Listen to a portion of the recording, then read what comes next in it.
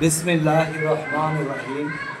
হে সমস্ত জগতবাসী, আজ আমি শামীম আলী চিশতি যে কথাটি নিয়ে আপনাদের সামনে উপস্থিত হলাম, সে আলোচনাটি হলো কি জানেন, যে আমরা কাপড় নতুন হয়ে গেলে আবার নতুন কাপড় পরি, বা অন্য ডিজাইনের কাপড় পরি, অন্য সুন্দর কাটিং করে আমরা বানিয়ে পরি।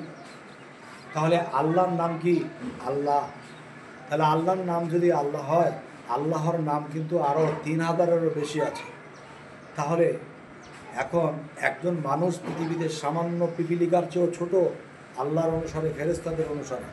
তাহলে সেই মানুষগুলো যখন টাইটেল পাস করে, কেউ লন্ডন পাস করে, কেউ ডিগ্রি পাস করে, কেউ ডাক্তার হয়, কেউ ইঞ্জিনিয়ার হয়, তাদের আগে পিছিয়ে নামের টাইটেল বাড়ে।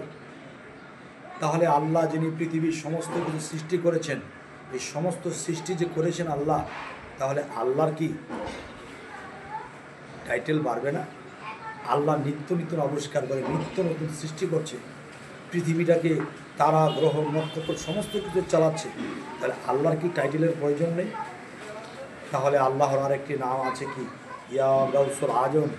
ইয়া গাউসুল আজম, এই নামের অর্থ কি? এই নামের অর্থ হলো মহা সাহায্যকারী। আর এই মহা সাহায্যকারী কার রূপ ধরেছিলেন? হযরত বড় পীর আব্দুল কাদের জিলানী, তিনি বড় পীর। এই আল্লাহর একটা পছন্দনীয়, আল্লাহর একটা বড় নাম, সেই গাউসুল আজম আল্লাহ নিজে হয়েছে, নিজে হয়ে বড় পীরের ভিতরে প্রবেশ করিয়া ভক্তদের তরাইছে, সমস্ত ভক্তদেরকে তরানেওয়ালা হয়েছে। তখন সেই ভক্তরা করেছে। তাই বলবো কি, হে সমস্ত জগতবাসী, গাউসুল আজম, হে মহা সাহায্যকারী বলেও আল্লাহকে ডাকবেন।